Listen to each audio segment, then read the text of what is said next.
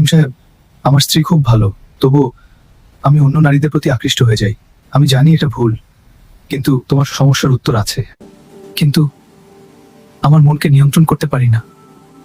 তোমার সমস্যার উত্তর আছে, কিন্তু আগে একটা পরীক্ষা দাও। জি জি, আমি প্রস্তুত।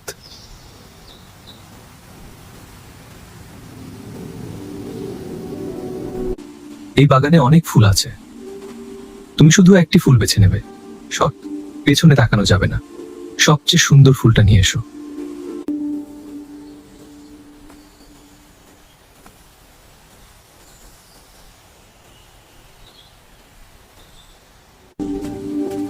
ওয়াও, খুব সুন্দর, কিন্তু সামনে হয়তো আরো ভালো কিছু আছে।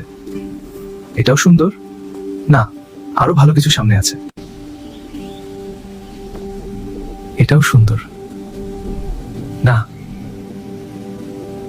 আরো ভালো কিছু সামনে আছে।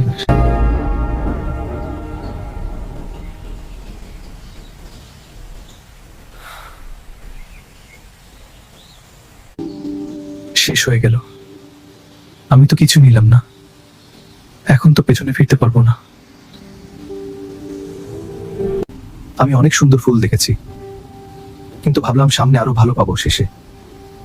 এটাই তোমার জীবনের উত্তর।